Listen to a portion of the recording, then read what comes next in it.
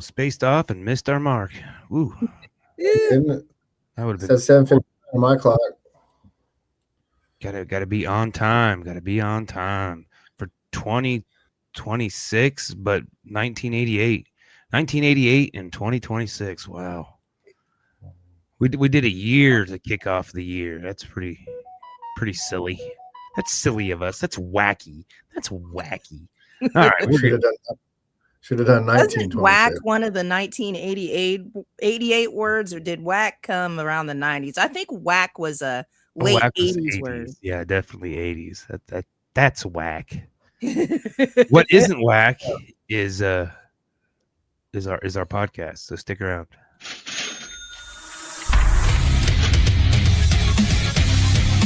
Welcome to For Music Lovers Only, a podcast where each host makes a top 5 list of their favorite songs from this week's topic. Each week is a new topic. Tune in, I dare you. Music Lovers Only. Sup? Yes, Music Lovers Only. Only. New year, back on our baloney. That's what we're talking about. I'm glad to be back. It was a weird couple weeks with the fake episodes. That's what I call them. We got credit for having an episode. I didn't number them as an episode. As you will see there, this is 138, and we left off with 137. But this is season 4 now. Yeah, and, I just partied for 2 weeks. I bet I would have too if I wasn't asked to be here until 2 days ago. So no change in my life, except for now I'm in the studio longer than I normally. Well, sometimes I'm still here. Yeah, you're here 3-4 in the morning. I've been working on a lot of Haters Coalition merch. Here's one of my new hats. Yeah. Oh, that's a cool hat. I seen the beanies. Yeah. This one's a little crooked, so I took it for myself. I'm just going to wear it. Little crooked. Yeah. That's what she said. I dated him. Why, do you really want us to be straight? There's look. I don't know what you're talking about. I'm talking about not getting arrested and everything else. That's what I meant too. Yeah, straight edge. I'm straight edge. There we go. Yeah. It actually. Yeah. Right now, we if we were judged right now, we'd be caught as liars. Okay. Yeah. So but good holidays. We had it was quaint and fun, and then made a couple trips to the mall since the holidays, and it wasn't too bad. But the second one was just this last. I think it was Sunday. Yeah, and I don't know what was going on, but I can usually go there and nobody talked to me. Not even the people that work there. I just kind of hum around. Mm-hmm. But every place we went, at least 5 or 6 employees came and talked to me. And I mean, I'm like, do I look like a criminal today? Do I look like I'm gonna rob the joint? Or what's going on, kid? What? You could have looked like totally rich. Well, I thought either they were hitting on me because it was all females, and that's not likely. So I was like, I must look like a criminal today. I'm gonna if you steal look like a your criminal, shit. Of course the females are gonna be hitting on you because we love them bad boys. That's why we're all in therapy. They're probably thinking, what's a middle-aged white male doing in a mall? Well, I had the kid with me. She doesn't leave my side. She's scared to walk 10 feet away from me everywhere. So they're gonna rob me, Dad. Well, they might, but yeah, I make my kids go. I'm like, get off my titties. Y'all gotta go. Go explore. Go explore. Yeah. Back in my day, I would have taken the bus here by myself. Without permission. I had to have permission. Yeah, don't tell them. We'd be riding our bikes all over town. We'd go out. Headed to town east was like going to a whole different country for us because we had to drive through. Because I live in College Hill, so we had to go through Eastboro. Eastboro. And then, yeah, it seemed like it was really far. Now that I'm older, it doesn't seem like it's so far away. No, I walked 5 miles, rode my bike 5 miles into town if I want. Not very often because I didn't like it, but if I really wanted to go to town during the summer, I had to ride my bike 5 miles to get into Belle Plaine. Oh my God! And then we moved out. Then we moved down to the country where the nearest town was 10 miles. Yeah, that's a hike. I remember rode my horse a couple of times to school. You had a horse? Yeah, I've had 2 or 3. What? Well, for those that haven't caught on, the man with the horse is not Coach. Coach is busy. We got his video queued up, and we're going to get into that, I think, and then I guess we'll let Kevin go, and then Sontia and I'll go last. All right. Because we don't have our official spinner here. I guess I need to make a spinner. Yeah. So, we should have Coach like said he's got a couple more months of having to miss 1 month a week or 1 week a month. There we go. That's the words that are right. So, yeah. I say let's get into the video and then we'll do ours. All right. Sounds good. Yay! Here is Coach from the past. It's time! What's up, everybody? If you haven't noticed by now, by the fact that I'm not there. I'm in Houston getting better at being a manager or something like that. Not sure what I'm doing this time. I think we're doing financial stuff. I'll be listening with you guys, and I'm going to be fast because I know they're having everybody on the show. It's weird to be the first show of the year and not be there. I got a couple more months of this, and I won't miss too many more. But Kevin fills in good, and, maybe you guys like him more. I don't know. I get it if you do. I also get it if you don't. It's fine. It's fine. I did watch like the first 5, up until this point, and I was like, "Oh crap!" So I don't even know what he's gonna pick. So he may ding us. So Kevin, you got to make the ding sound if we get a ding. Do you have a ding sound? From your mouth hole. Ding, Anyways, ding, ding. Miss you guys, and see you next week. In 1988, I was 7 years old. I was just discovering music. I was just discovering, I wouldn't say, I probably was discovering girls at that point too, but I think I was discovering just, a lot of stuff at 7. I don't know all that stuff, but, not the same things I was discovering at 11 through 13. But anyways, my top 5, my number 5 from Public Enemy, it's Don't Believe the Hype. Afraid I'm going to steal some people's songs, but this song is one that I just remember even hearing back then, and it kind of just got you pumped and going. And then later on, you kind of listen to it and listen to Public Enemy music and understand the lyrics and more about them, I guess is the way to say it. Number 4, it's always weird doing this by yourself, by the way. I do a podcast by myself, but I have stuff that I'm saying that I know somebody's not listening back to while they're doing a show. So anyways, my number 4, probably going to steal this one, or it's already been stolen. So hopefully I'm going last and it don't matter, but it's straight out of Compton from N.W.A.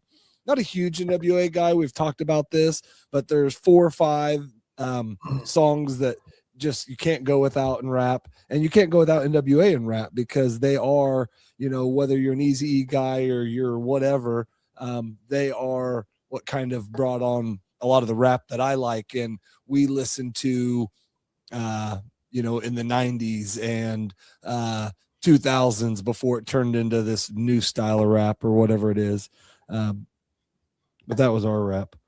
Number 3, it was easy to get. I don't think I've used this song before, but I've used Traveling Wilburys before, but I got to get some of them on there. They had, I think that was their first album. I don't remember. We talked about it, but they definitely had an album that year. This song's Dirty World. I'm going to try to keep this under 5 minutes, and I'm getting pretty close. So, I should be pretty easy. My number 2 is from Steve Winwood, and it's Roll With It. And man, I bet I listened to this song 15 or 20 times since I don't know when I started doing this, Wednesday last week, Thursday. But once I found that song, I'm like, well, it's definitely going on there. And I think I kind of looked at this list minus maybe one of them as songs that I would have liked at 7 or 8 years old. The guy listening to this in 88, I kind of put myself back in that spot, and was that guy again. So number 2 was Steve Winwood, Roll With It. And then my number 1, this song, I'll bet at the Gambinos in Rose Hill, I'll bet I spent $400 on video games there and $400 playing this song. People get so annoyed I played it so much. I think that even one time people that worked there took it out of the jukebox there. And this was back in the day when they had little jukebox that went over and got the record and picked it up and span it up and played it. And, you know, if you're below 30, you don't know what I'm talking about unless you've seen one on something. But anyways, they took it out, and I remember they got in trouble. But my number 1 is Beach Boys' Kokomo.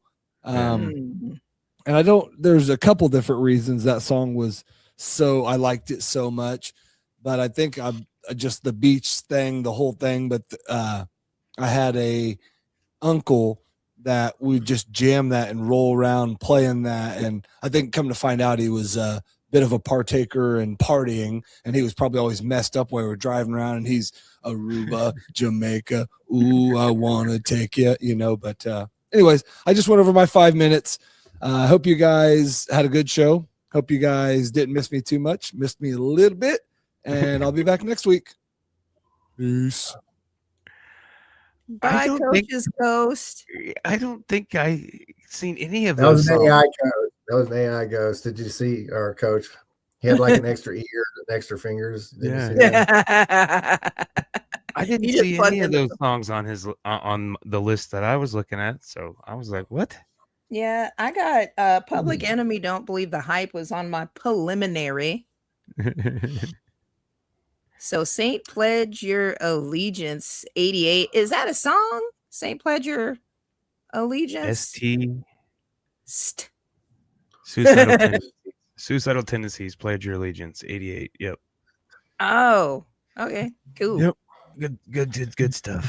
All right. Well, Mr. K711, you're up next. Let me get the sounder. Let me get your sounder. I'll have to add Coach's real sounder in post because I'm an idiot.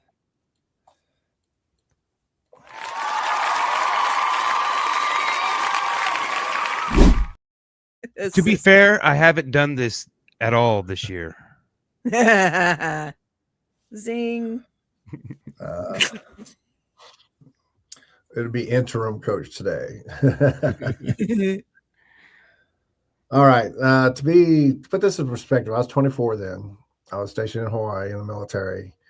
And there was a lot of good music coming out in those 80s, man. It was insane. But in the barracks where I lived, you had genres of people who listened to certain things.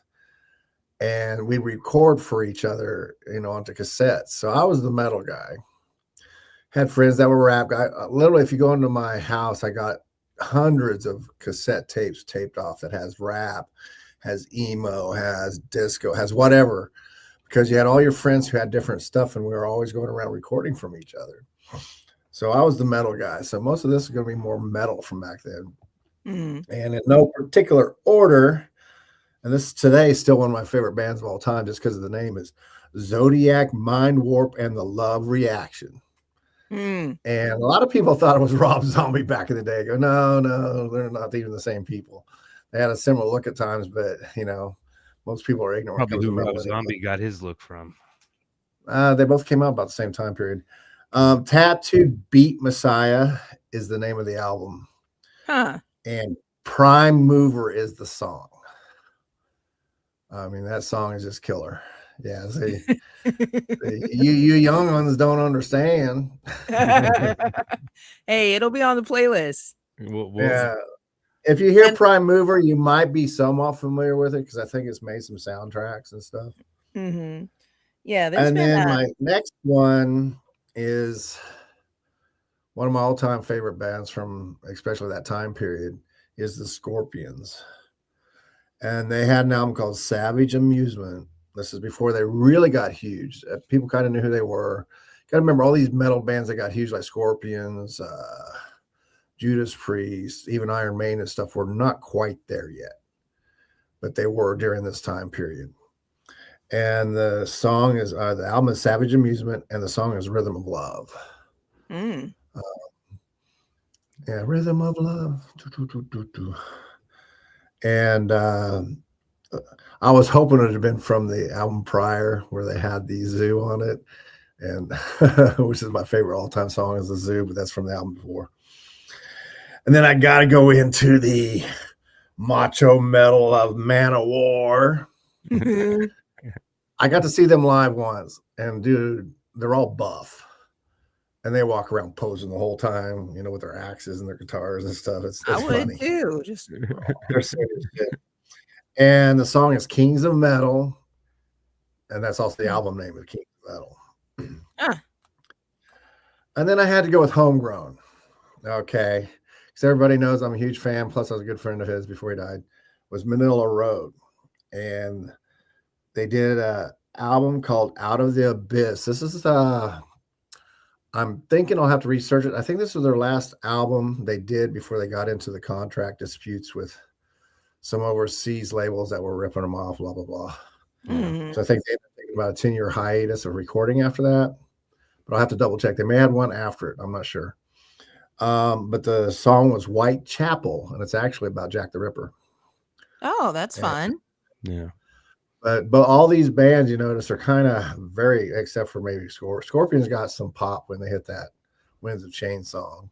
Mm-hmm. But that was way later. Actually, it was only a couple of years later. And then last but not least, and this comes from the hair metal days, but I wouldn't really consider these guys so much hair metal.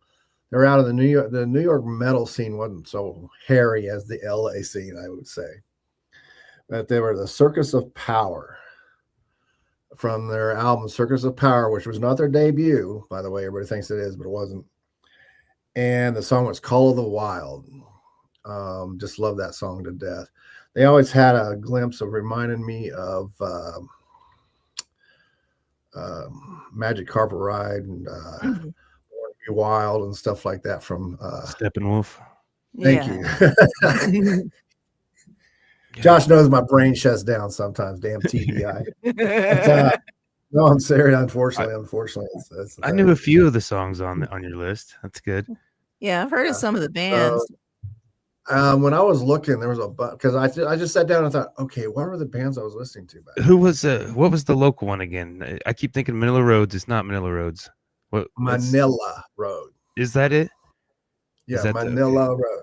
I feel like I've seen them actually play live at some point. Manila Road. He died. Let's see. He passed away playing in, I think, Greece at the open air. Yeah, this was probably 15 years ago. Yeah. And my band at the time was Rabbit 666, and we were supposed to open for him when they came back. Of course, it ended up a tribute raising money to get him home because shipping bodies overseas is not a cheap affair. Well, of course, it's a long way, and you got to be careful.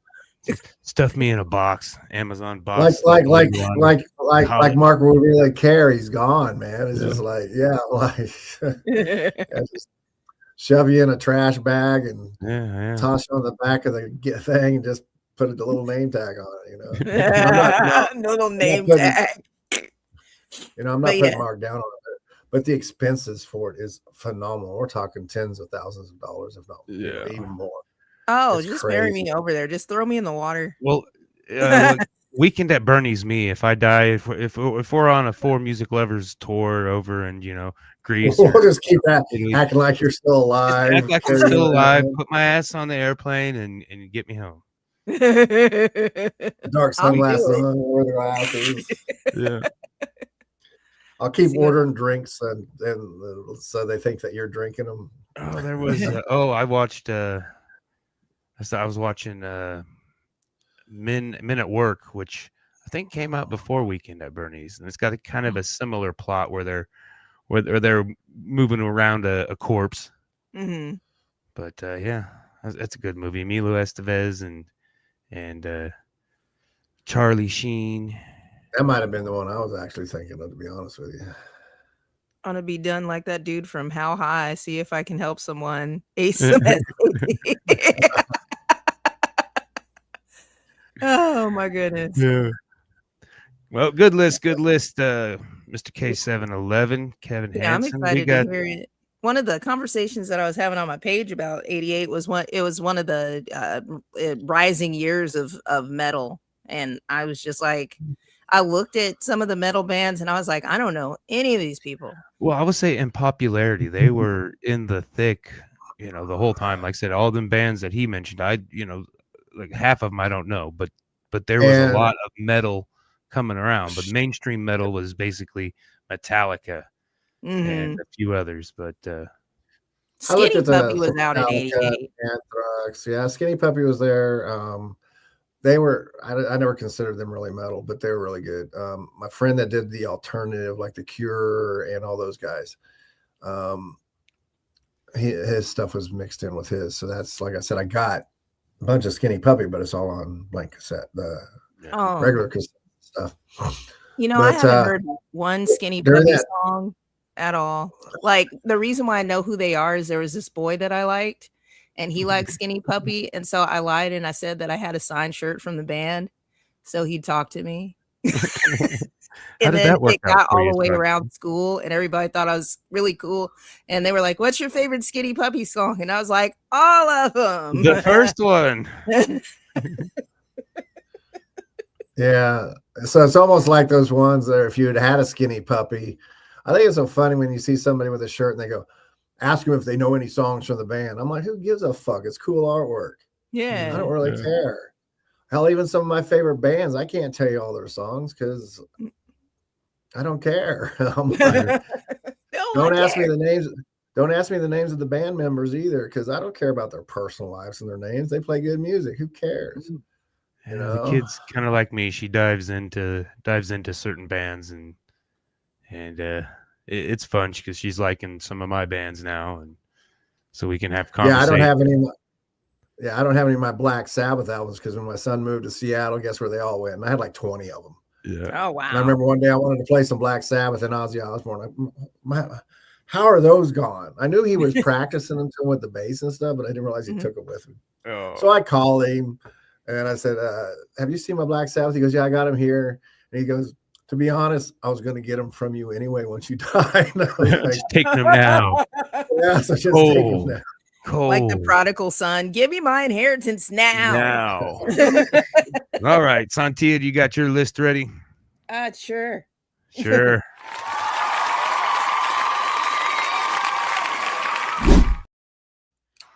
Man, 1988 was fun. Like I didn't know what to expect, and then I started really diving into it, and I was like, "Oh man, this is a really cool year, 1988." And there was so much like drums. There were so many electric drums. Oh yeah, electric drums, big thing. It kind of threw me off because we did 89, and so I was kind of looking, and I was like.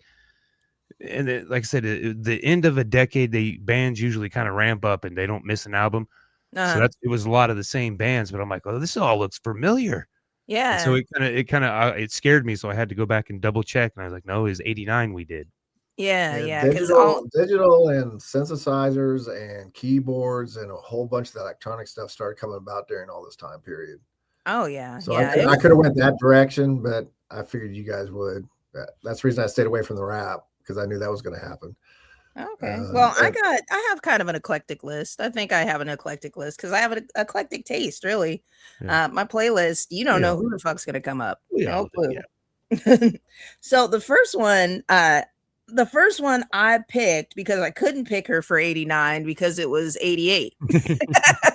And I was like, dag nabbit, I'm going to get her on the list this time, damn it. but she's one of my favorite artists and inspirational, wonderful, dynamic artist. God bless her soul. But it was Whitney Houston, One Moment in Time. Yeah. And one thing that I didn't know about that song is it was just written for like some sort of event that was going on. It wasn't like written for an album. It was written for some sort of inspirational event. And what I really love about that song is it's talking about how you just take the moment in time that you have and you do the most that you can with it, which is like my favorite thing is like just get your time together and do what you can, leave your legacy, even if it's not something just considered just like the greatest and the most wonderful. You have your moment, you take your moment. So and she just, her voice is incredible, and Whitney Houston was so full of like, I feel like she had a lot of stress and demons going on with her, and she was so full of that she released all of that with her voice. So that's where all her emotions and all her hope came out. Yeah. So that's my number one. None of these are really in order. I'm not going to go in order. Okay, so the second album, my grandmother actually introduced me to this. She bought the cassette tape, and normally she would listen to blues and gospel and Motown. So that's what I was used to listening to going through the house. And all of a sudden, I hear this beautiful organ playing in the background, and there's just some white guy singing, and I was like, who the hell is this? But it was George Michael. And the song is One More Try. Yeah. It actually came out on his album Faith in 1987, but One More Try was released as a single in 1988. Yeah.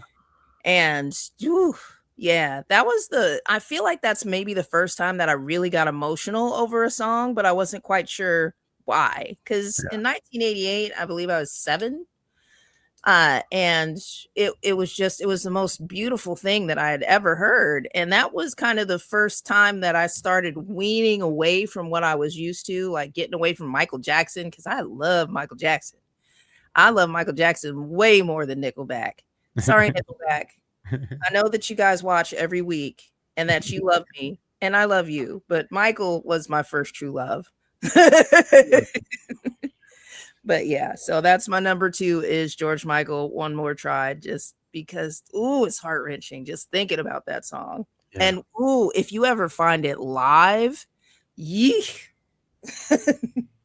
like listening to an angel. Yeah, George can sing, man. He can sing. I have his solo stuff and his Wham. Yeah. Wake me up. Faith was gonna make the list, but like you said, it was 987. So yeah, I got on the Billboard thing, and it pissed me off. So I got off there immediately because like the first 3 songs, I was like, yes. Yeah, my reasoning was just like they only make like one album every 4 or 5 years. So if a single's released in 88, I'm gonna take it. Yeah. If Faith would have been that single, I would have took it. And we were talking about that, how sometimes they release the single super early or super late, or they release it, they got 2 or 3 singles they release, and then 2 years later they release one more song from that, stuff like that. So yeah. Especially when it comes to the pop and radio market. I guarantee you almost every band I mention, that won't happen. Yeah. It's kind of the timing, really, when the best time to release a single is, because most of my singles were released before my album came out, and I think I got one that I'm going to just let out just by itself at some point. Number 3, and I don't know if I'm going to say her name right. Her name is Taylor Dane, Dayne. Yep, Did I get it? Well, let's see. Okay, so the reason why I picked this song is because I had a set of like friends, like when they were older than me, they were teenagers at the time, and they would introduce me to all of this music, and then we would sing this song called "Tell It to My Heart." Yeah, she definitely made blonde women my curse. That was probably one of the first blonde women that made me go ooh la la. Yeah, she's super cute. Yes. And yeah, we would just sit there singing into our hairbrushes. Tell it to my heart. Tell me I'm the only one. Like, oh my goodness. I really liked how vulnerable the 80s were too. People were really like crying and talking about their emotions and feelings and stuff, which is, I guess it's a musical thing, but in the 80s, huh? Cocaine. I guess. It was cocaine. Look at the Reagan eras. It was cocaine. Yeah, but I guess that would. I was 24. Feels.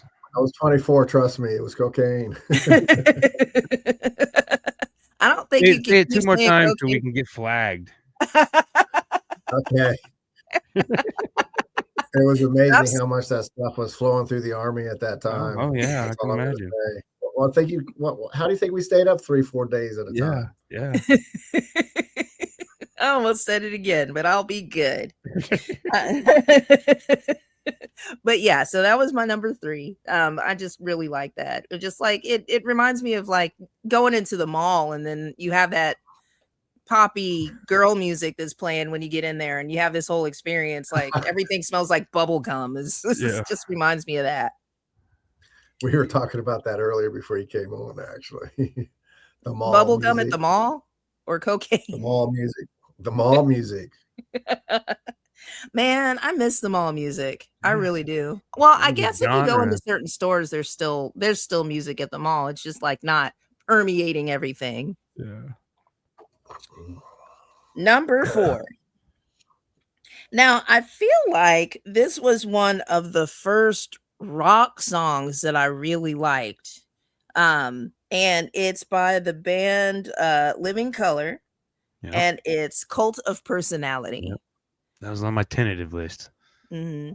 Yeah, I looked at that one. I was like, I bet you someone will pick that one because that song got huge during this time period. Oh yeah, They're another one of those bands. Everybody's like, "What happened to them?" Well, you know what? They're still out rocking and rolling. It's just they haven't had a song like that since. Oh yeah. That was a crazy song, and I never saw the video or anything like that. I just heard it on the radio, and I'd pick up a broom and pretend like I was playing a guitar. It's like, man, yeah, I used to sing it wrong. I used to sing it a cup of personality. Yeah. A cup of personality, and I was like, this is the weirdest song. You have a personality in a cup. That's pretty cool though. For years, that'd be a good, like 15 years is how I sung that. That song would be a good anthem for these last few years we've had too. It really still relevant. It still rings true. Relevant. It's still relevant. Yes. Mm-hmm. Yeah. Yes. Cult of Personality. And then finally, which one am I going to do? I just do one of them. I might as well. I should, but I won't. I'll just bring it up later. So we're going to go with MC Hammer. And this was, there was only this one song that I heard by MC Hammer before I got the tape, Please Hammer, Don't Hurt Him. And then absolutely fell in love with him.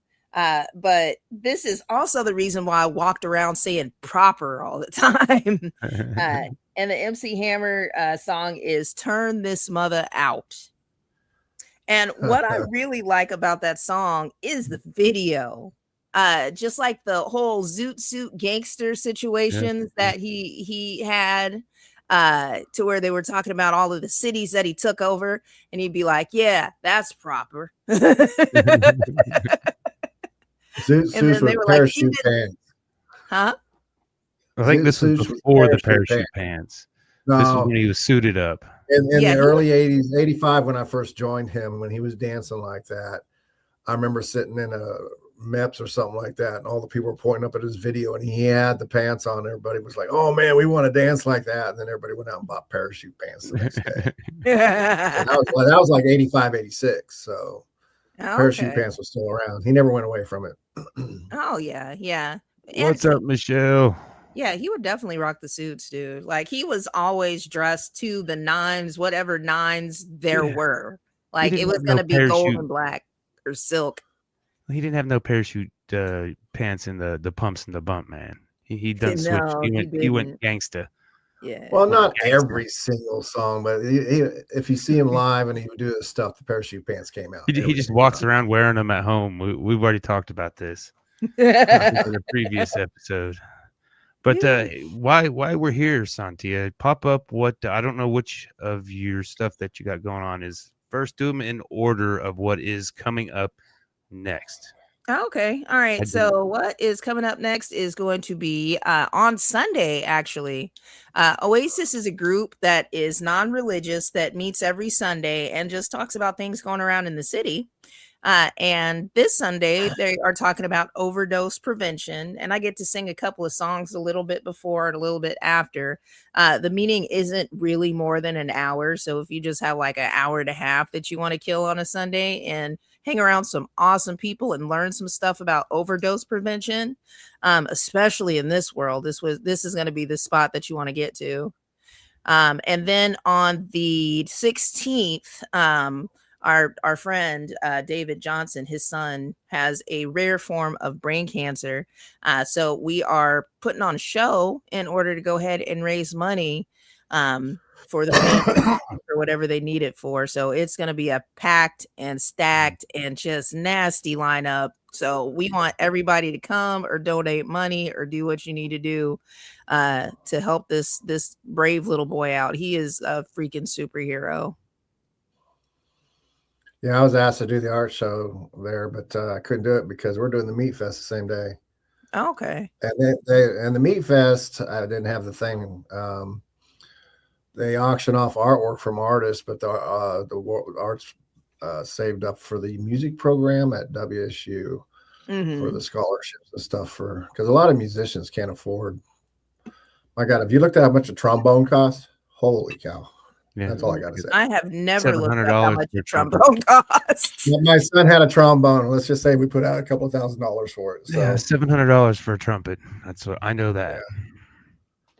And that's the middle of the road trumpet. Yeah, that's the beginner trumpet. Mm-hmm. Yeah. Good list, Sontia. I'm gonna get into mine.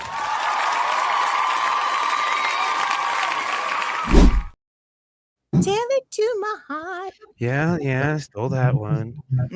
Ooh, I love her. Well, my number 5 is my metal, and when like I said, I know all the bands. You know, this band isn't the first one, but they had I missed them on a Today in Music a couple months ago. I missed it by a day, and I was mad at myself, and so I put them on this time because they had an album. This was like the third album. The album was South of Heaven, and the band is Slayer. And to me, that when anybody says metal, that's who my mind immediately goes to first is Slayer. Mm-hmm. And the song is Behind the Crooked Cross, and yeah, a lot of their stuff is anti-religion because probably, I don't know for sure, but he probably grew up in a very religious house, and there was probably some weird stuff that went on, and so he's very, very angry about it. And they're almost always Catholics too. It's funny. Yeah, but you know, set aside the lyrics, whether you like them or not, the content of the lyrics, it's good.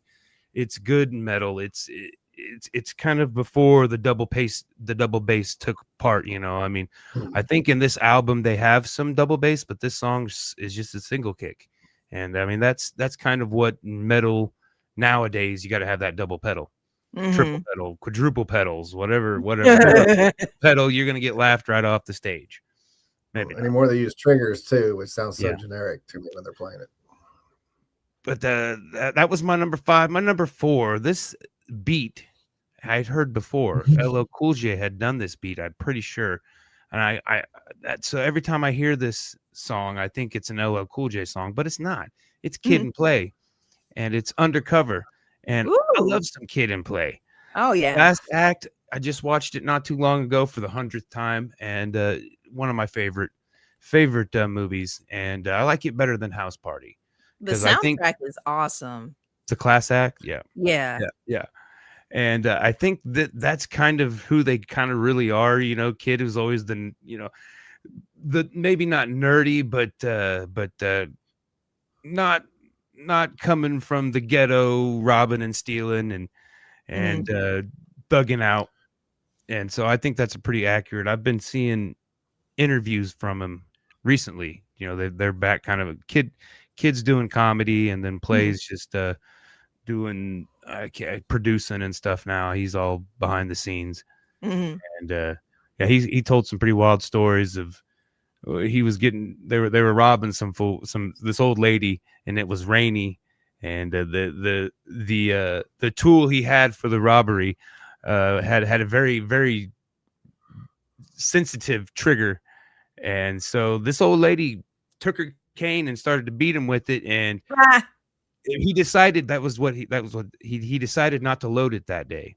When normally, I mean, why carry it if you ain't gonna have it loaded? But he decided not to load it, and this old lady, boom, hit it with the cane, and you know, boom, and he would have unalived her there, and so he was like, kind of, all right, I'm kind of done. That was his defining moment, and then not too long after that, they became movie stars for, you know, for what it was worth. They had a pretty good run of movies, and then they were everywhere. They were right there with Jazzy Jeff, and in that time where hip hop. They had some dance moves. They had dance moves too that everybody wanted to copy because they were backup dancers for somebody. That's how they got their start.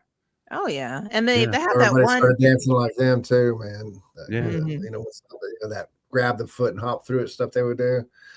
Yeah, I about broke my ankle several times trying to do it. I never did. I remember a bunch of us were trying it for hours, and finally, one guy dance. My number 3 was Taylor Dane, and like I said, ooh la la. But never fear, I had another ooh la la that Paula Abdul is still my girl. She's still beautiful, still shaking that. But Straight Up is my song. Straight Up, my time. Do you really want? And like I said, I was 9. Like I said, I still believed in love. I hadn't experienced love, and so it was hopeful, and you know, and so that was a good time to listen to those beautiful women sing beautiful. They all had beautiful voices too, you know. So Debbie Gibson was another one that I tried to go back and listen to some of her music, but it was way too cringy, way too Tiffany-esque. But Paula was still a little raw, a little, you know, I mean, she'd stick you with a knife, I think. She'd cut you. Oh yeah, she had attitude. That's where I'm at. My women got to be a little crazy. Sorry. Number 2 is a song by the Pixies, and it's not the one you're thinking of, because I think everybody only knows one song from the Pixies. That song is on this album. The album is Surfer Rosa, but my song is Gigantic. And the Pixies, I think it's like 2 guys and 2 gals, and I would have never known that they let the gals sing, but she gets to sing on this one. I don't know which one it was, but oh my God, beautiful voice. And it almost kind of sounds like Where Is My Mind?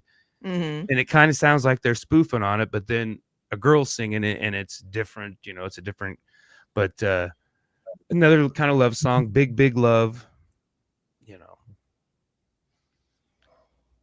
Number 1, one of my best friends in 1988, his older brother was off to the army. He may have been serving with you right then and there, Mr. Kevin Hansen, but he was off to the war, and so we would sneak into his bedroom and stare at this Lita Ford poster he had on the wall.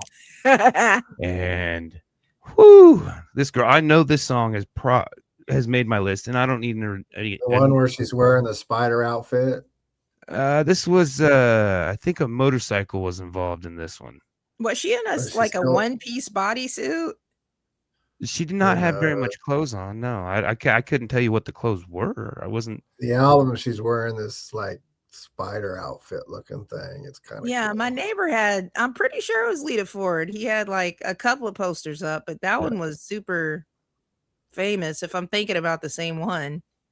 Well, I mean, she had a handful of famous posters back in that time. That's how she was rolling. Have you seen her? She's still as beautiful as ever, man. Yeah, she's one of those that aged gracefully. If she's still alive, that is. what was the I can't remember the name of the band. The Surrender, the Heart, wasn't it? No, was it Runaways. Runaways? Yes, there you go. About the band she came from, the Runaways. Yep. Hmm. With Come Joan on, Jett. man, that was ours. She was ours, man. That was the 70s and 80s, man. Yeah, that but was this our was girl, her man. debut solo album, and it had a Yeah. couple good songs on it that I could pick. But "Kiss Me Deadly" was just again, "Kiss Me Deadly," "Kiss Me Once," "Kiss Me Twice," "Kiss Me Deadly Tonight," and it's just a fun song all around, and it just makes you feel good. And I go back to that poster and think of the fond moments I had staring at that poster.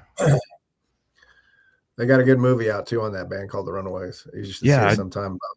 The abuse and everything they went through. It was horrible. yeah, Oh, yeah. wow. Yeah, they were so manipulated. They were all like 15 to 18, I think, was the age Yeah, in the yeah. band at the time when they were traveling. And that road manager there, yeah, he Creepy dude. yes, very much so. Yes. Mhm. I remember watching. I remember at least trying to watch it. I don't think I made it all the way through just because I was like, "What? I'm good. I don't even want to watch this." But yeah, we got Sunday. Art Assault art auction is coming back. I broke the ice with Whatnot auctioning off some pieces of art, prints mainly, Mhm. and stickers. And so Sunday, Kevin and myself, we're gonna go ahead and incorporate that and do a double, a podcast and an auction at the same time. Fingers crossed, everything works, Mhm. and then hopefully we Is can that sell this some Sunday? art while we just this Sunday, Kevin. It's this Sunday. Okay. I thought Yeah. so. It's on my calendar. If I'm not looking at it, I have no clue. Well, don't double book. Today- Don't double book. Today's Wednesday, so But yeah, I like Whatnot. Whatnot's pretty nice, but you kind of got to have everything. You got to have all your ducks in a row, or it will be a nightmare. This Mhm. was like I said, I started Friday and Saturday. I did 2 days just live auctions for like total of almost 3 hours, and then like I said, it takes care of everything. All you got to do is print the labels off, package up the stuff, and get it gone. But they ding you. I mean, they like give you countdowns. You got to do it in a timely fashion. You can't put it off, or you'll get dinged, and then you won't get. yeah, I know, because you gave me that look when I said, "Yeah, we can mail out once a week," and you're like, "No, you got to do it about every 3 days." Something Yeah, like that. yeah. Like I said, I'm gonna probably not do anything on Fridays and Saturdays again because that eats up 2 days. I'm pretty sure they're business days though. So, but I don't know. Like I said, I don't have a printer here at the house, so I got to take everything to work and pay to have print, the labels printed. But I'm like, I'll just buy a printer. Then I'm like, then I got to deal with ink. Oh, that doesn't sound like fun. I'll go ahead and send it to work and $50 a sheet, and I can get 3 labels on a sheet. I'll go that route. That's on my business expense thing for my studio here. I am going to get a printer and some other things. So Yeah, but then you slowly but surely. Yeah, I got a printer and it sucks. Don't get an Epson. That's the only thing they sell. They I have they 2 or do 3 it printers backwards at and home. stuff. But I yeah, have if one you get good a one that printer, used don't to get a work. cheap printer. I used always to have get- one that worked great about 10 years ago when I stopped using it, so I doubt it still works. It might. God, no. Well, Them electronic heads sits are too dried long. and corroded. Yeah. I would love It's an not old like- printer. Like right now, having to set it up on Wi-Fi and stuff like that is so annoying. I just want a printer to where I could plug it up Plug it in. and print shit. Like Yeah. that's what I want to do. I want the holes on that side and the dots. Yeah. Printing a banner out so I can print a banner out that says "Happy Birthday." There's a bunch of X's and O's and stuff on it instead of Start it now. It might be finished by my birthday. Oh, there we go. Michelle said Canon. That's the one. Canon. That's the one you want. I had a Canon that was a 7-color, which I really like. Yeah, but then you gotta buy the inks. Ugh. But when I switched out and switched computers, I couldn't get it to be compatible with the Canon. I liked it because when you go to print shops, they usually only have about 7 colors too. So I have the same kind of quality for color. It's called the CMYK. But if you work for a print company, Yeah. You're gonna be there anyways. Yep. So it's nice. I just run downstairs, give him a flash drive, and say, "Hey, if you can have this by lunch, it'll be cool." But like I said, it was a little trial and error. And what threw me off is that there's stuff that I, stickers and stuff that I put in the mail in an envelope, and they were like, "Create label." I'm like, "I don't need a label. I need a stamp." And it basically printed. I mean, it printed the stamp and everything that you'd get like in business. Like you get a business envelope. Mm-hmm. Doesn't have a stamp, it has a QR code, and said, "Hey, yeah, paid postage up here." I was like, that was cool. So once I figured it out, I think it'll be fine. But it was definitely it could get overwhelming pretty quick. So I was feeling a little overwhelmed. I kind of hit the ground running this year. I mean, we've got a grand opening we're working at for Spawned by Art Studios there. And like I said, I'm taking on the Whatnot, and we're gonna get going on Whatnot and try to get some internet sales of things. Get the double whammy. We got a brick and mortar, and now we need to beef up the online. Mm-hmm. So that's the plan.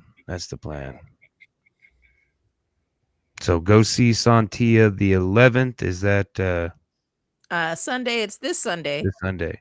At 11 a.m. I always thought when you said you were going to the Aces that you were going to that bar, the Oasis bar, and I thought that's a weird place to have like I know you said it's a non-church group, but a community thing, and I'm like, that's a weird place to have it, but whatever. But they have great sandwiches though. But I don't think I don't think they go to the Oasis bar. No.